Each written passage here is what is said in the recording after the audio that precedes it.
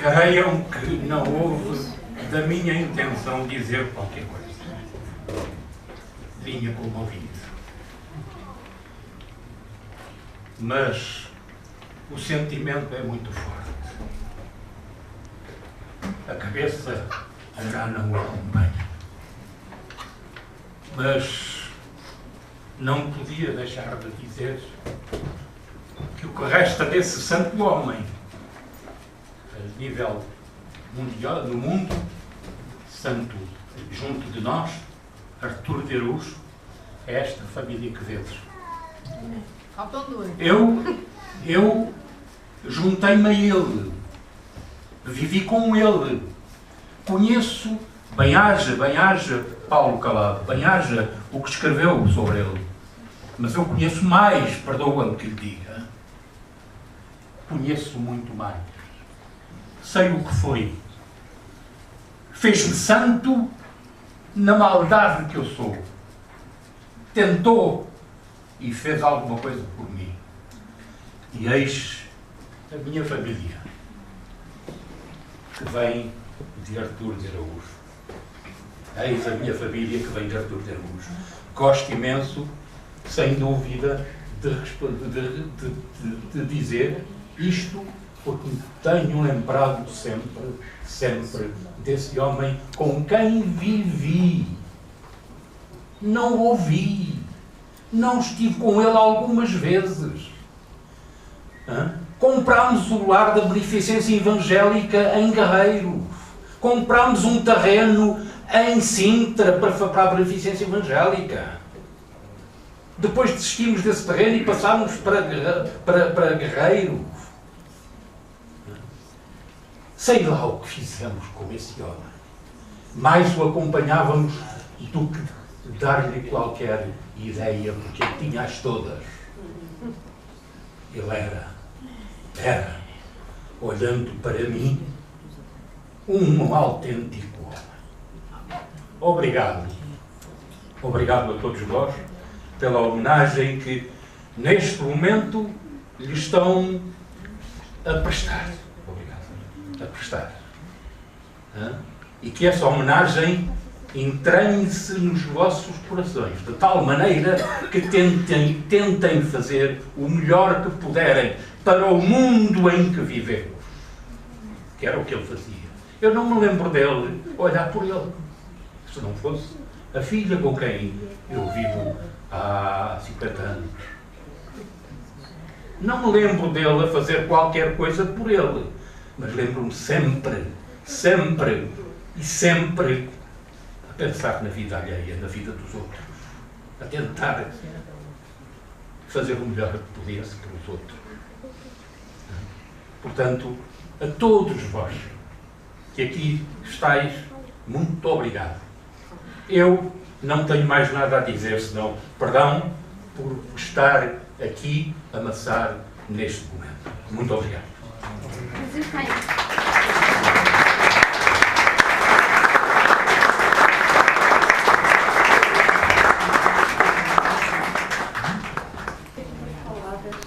É que eu costumo dizer que só não nasci na escola dominical. Porque fui tão novinha para lá, só não nasci lá. Mas depois lá frequentei a escola dominical, lá me batizei, lá casei, lá apresentei as minhas filhas. E eu agora sinto-me, enfim, não foi nesta dependência, aqui nesta casa, foi lá em Tomás Chelas, mas eu agora vi aqui um dos meus familiares que tem um problema, é que praticamente não consigo ver nada e queria pedir aos irmãos que porventura estão aqui, além dos João Pires, que eu ouvi a muitas pessoas eu conheço pela voz, gostava de que se dirigissem a mim, se por acaso são desse tempo, que estejam aqui, porque eu, como não conheço, tinha gosto em conhecê-los, em vê-los, não é? A vê-los, sentir-los, um abraço, um beijo, e ficava muito feliz por isso, porque eu já tenho muitos anos, já estou com 86 anos, e não há dúvida que, pronto, que estava gostava muito de conviver com os que estiverem aqui dos meus tempos, vamos. Eu depois mudei-me para Benfica, onde as minhas filhas frequentaram sempre a igreja e casaram, tudo. Tenho uma família muito bonita, estou à espera do 11º bisneto. E, portanto, eu queria aqui, como, enfim, de certo modo, esta é a minha igreja de sempre, que foi onde eu costumo dizer que não nasci lá, mas estou desde que me lembro, porque o meu pai e os meus avós eram alemães e frequentaram e ajudaram a desenvolver aquela igreja, a aumentar com as suas atividades, a sua maneira, que eu queria realmente continuar a desejar para esta igreja. Fico feliz por vê-la tão completa, tão... Esta também é da minha família.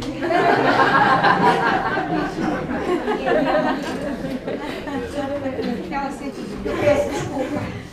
Quero só deixar agora as maiores bênçãos para esta igreja, para a minha igreja, porque ela continua a ser a minha igreja. Tenho frequentado outras igrejas, estou na igreja da minha filha Cristina e do Dr. António Calaim, que é o meu genro.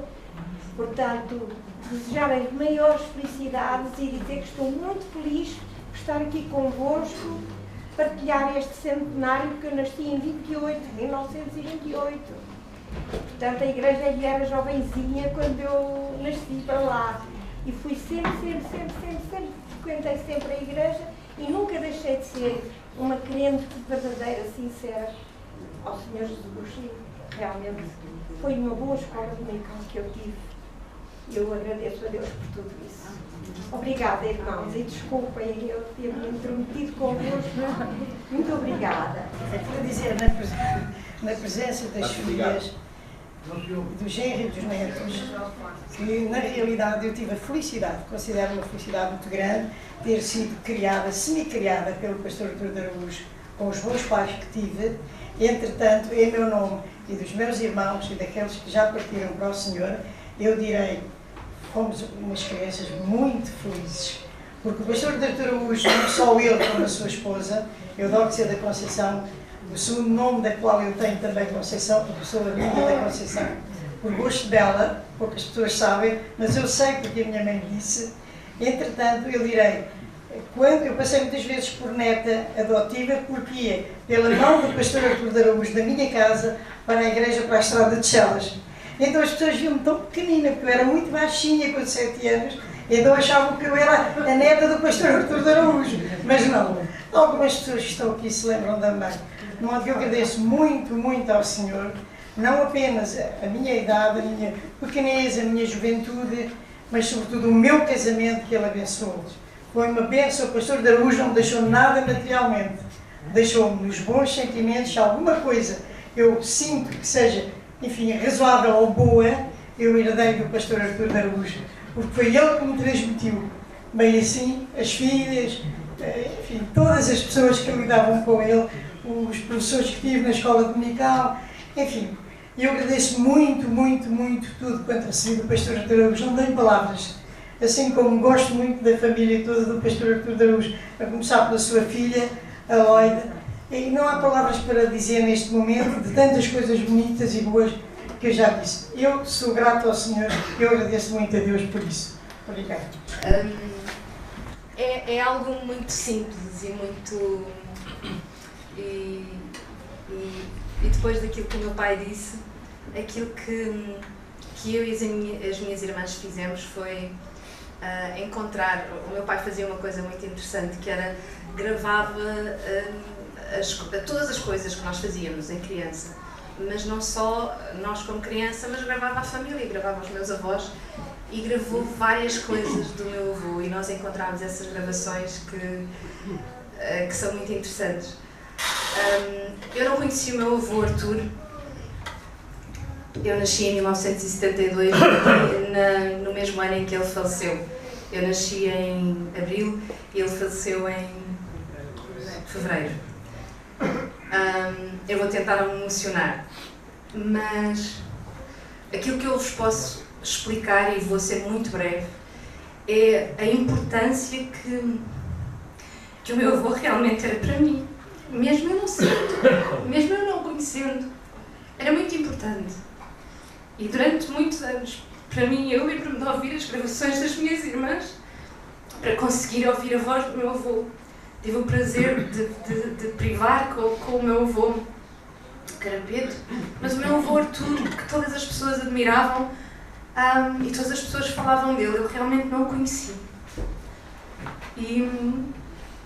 Mas aquilo que eu vejo na minha vida e que vi em toda a minha vida, e que é também uma honra, não só esta homenagem, mas poder ter aqui toda a minha família e todos os meus sobrinhos e perceber que vindo da vida dele, das orações dele, de tudo aquilo que ele fez,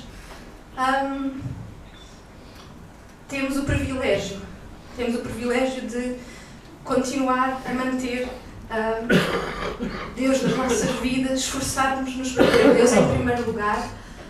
E o que eu acredito é que tinha a ver com tudo aquilo que ele passou, o que ele passou à minha mãe, o que ele passou ao meu pai. O meu pai privou com ele desde os 14, desde a adolescência, não foi, pai? Portanto, o meu avô foi também um segundo pai para o meu pai. Ensinou-me muitas coisas e é isso que eu hoje vejo na minha vida. Eu tenho 42 anos e vejo que tudo o que aconteceu na minha vida, realmente, o que eu posso perceber é que Deus estava do meu lado, mas muitas vezes foi pelas orações do meu avô Artur e daquilo que ele passou a toda a minha família. Uma das coisas que eu vos quero dizer, porque não queria deixar de dizer isto aos pais e às mães e aos avós e às avós. Vocês não se cansem de orar pelos vossos filhos. Não se cansem de orar pelos vossos netos. Mesmo que eles sigam caminhos que temporariamente não são aqueles que são os de Deus. Porque um dia eles virão. Portanto, não se cansem. É isso que eu vejo hoje. E então o que nós trouxemos é algo mais familiar, não é? É uma gravação da minha irmã Susana, devia ter muito pouco tempo. Já agora a minha irmã Susana, quando o meu avô faleceu, tinha 4 anos e a minha irmã Eunice tinha 8. Portanto, as nossas recordações eram as recordações delas, não é? Porque as minhas são as que elas me contavam e que a minha mãe contava. Eram recordações de um avô querido, mas que tinha sempre alguma coisa para nos ensinar. E era isso que eu queria que vocês ouvissem. Esta gravação que é muito interessante. Só mais um ponto. Eu percebi, quando a minha irmã Susana esta semana mandou esta gravação há muito pouco tempo, foi há 2 dias atrás, eu percebi que na minha vida era muito importante o Salmo 121. Esperem, desculpem lá que eu já me estou a perder. Durante toda a minha vida, o Salmo 121 foi muito importante. É isso que eu quero explicar. Todas as músicas que falam do Salmo 121, eu adoro cantá-las, aquilo é fantástico e brilhante. E na gravação que a minha irmã enviou esta semana, afinal era o meu avô também a dizer o Salmo 121, mas em poesia. E eu lembro-me que estava ao pé do meu marido e eu recebi aquilo e eu fiquei super emocionada, porque finalmente eu consegui perceber porque é que aquele salmo era tão importante na minha vida. E é isso que eu percebo hoje, é que não só a vida dele é importante, mas a vida dos avós, nos pais e nos filhos. É isso que Deus quer de geração em geração. E realmente em Tiago fala exatamente sobre isso. Em Tiago 16 diz: orai uns pelos outros, e a súplica e a oração do justo podem muito em seu propósito. E é isso que eu quero que também vocês se recordem. É verdade que esta parte não é uma parte solene, é uma parte mais familiar, mas sintam-se agora como também família do meu avô Artur. Eu espero que... Agora vai falar meu avô sobre. Isto é a minha irmã Susana. As minhas netinhas, Eunice e Susana, gostei muito desta manhã de ver as vossas prendas oferecidas para variadas pessoas, não é? E vi que vós gostastes imenso dessas manifestações de simpatia de todos, cada uma de vós. Como sabeis, este dia alegre que Deus nos concedeu é o dia em que nós lembramos do nascimento do Senhor Jesus Cristo neste mundo, a Belém de Judá. E é bom que vós não esqueçais de que esse feminino foi homem, cresceu, pregou a verdade de Deus, a salvação para os homens, e depois foi morto, mas ressuscitou. Está na glória, e um dia voltará. Ele é o amigo dos meninos, é o amigo dos homens e das mulheres, é amigo de toda a gente e quer que todos se salvem. Agora vou ler-vos uma poesia que encontrei no livro, onde guardo muitas poesias que tenho encontrado em várias revistas e algumas minhas. Ora, ouvi agora uma a respeito das estrelas. Estrelas singelas, luzeiros, fagueiros, esplêndidas obras que o mundo aclarais, desertos e mares, florestas vivaces, montanhas audazes que o céu tapetais, abismos profundos, cavernas eternas, extensas, imensas espaços azuis, altares e tronos, humildes e sábios, soberbos e grandes, de meios ao culto sublime da cruz. Só ela nos mostra da glória o caminho, só ela nos fala das leis de Jesus. Agora vou recitar o Salmo 121 em versos meus, feitos não me lembro quanto. E levo os olhos para os montes, de onde o socorro virá. O socorro vem do Senhor, o Deus dos céus me ouvirá. Ele firmará meus passos e não te esconderá. O guardião de Israel, meu guia também será. Sua sombra à minha destra, do mal me protegerá. Cada dia, cada noite, pronto socorro dará. Desde agora e para sempre, a minha alma guardará e, fiel à sua promessa, jamais me abandonará. É só isto. Obrigado por terem ouvido. É assim, eu conheci o Artur de Araújo durante todo o sim, sempre assim. Bom, e o que eu queria falar sobre ele é do homem que eu admiro, que admirei e sempre não calo de falar nele como disciplinador. Eu era uma rebeldecita. Ainda sou. E o Artur de Araújo era muito mais velho que eu, evidentemente, tinha outras responsabilidades e não achava piada. Não achava piada que quando ele estava a pregar, ou outro pastor qualquer tivesse dado resposta no namorado que estava lá. Ou depois, ou outro dia, ou no dia seguinte, eu ia à secretaria, ele chamava-me da caminha. Ele dizia-me que quando se está na igreja, está-se na igreja, não pode estar sempre a olhar para ele, e senão não tens atenção. Mas ele dizia o que eu tinha a dizer, nunca ele foi violento, nunca ele foi dogmático, dizer assim, porque é assim, ele tentava explicar as coisas com brandura, com suavidade e às vezes dava-me razão, que é uma coisa que eu me admirava muito. Eu vou-vos contar só uma coisa, eu usava calças nesse tempo, eu não gostava, porque ele dizia, está aqui na Bíblia, que os homens não devem vestir roupas de mulher e as mulheres não devem vestir roupa de homem. E eu explicava calmamente. Então ele tinha que usar saias compridas como se usava no tempo de Jesus. Porque aqui o que eu estava a vestir não era roupa de homem, era uma roupa que tinha sido adaptada. Como as calças dele tinham sido adaptadas e não sei o quê. Ele olhava para mim e disse, talvez tu tenhas razão, mas é preciso o exemplo que damos aos outros. Portanto, peço-te, quando vieres à igreja, não venhas de calças. Está bem. Mas, desculpe, se eu vou para o trabalho de calças, se eu vou para a escola de calças, porquê é que eu hei de ser diferente lá fora do que sou cá dentro? Fazes-me por favor. Faço. Mas esta é a minha opinião. Agora vou-vos dizer só uma coisa. Quando eu comecei a pintar, eu pintava os olhos de azul, as pálpebras. Aí um dia olhou para mim bem.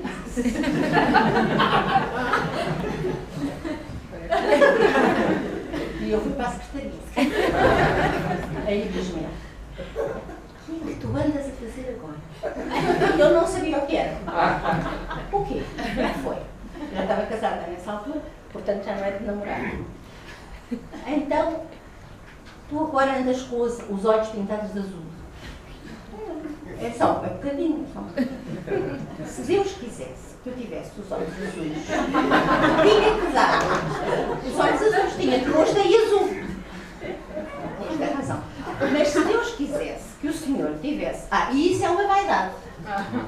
E Deus, mas se Deus quisesse que o Senhor tivesse só bigode, não lhe tinha posto a barba.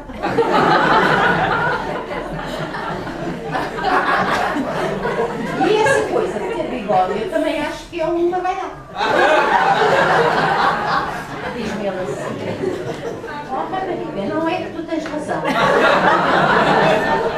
Bom, eu quando visto só para vos dizer, eu tenho filhos, netos já, e quando eu ralho com eles, eu penso sempre no Artur de Araújo.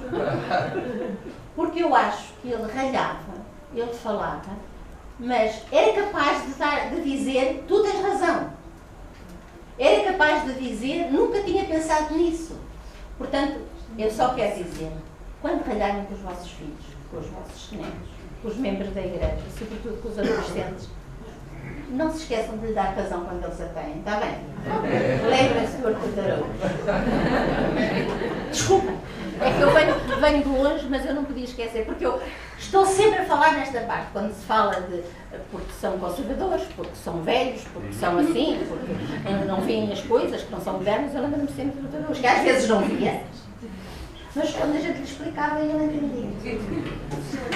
Já falámos dos 100 anos da nossa igreja aqui. Igreja onde estão reunidos 2 ou 3 em seu nome, portanto 100 anos de igreja. Mas o trabalho aqui em Chelas começou antes. Já há tempos atrás, o pastor João Nunes lá em Pai Pires também disse que não foi em 1962, de facto não foi, mas aqui também não foi.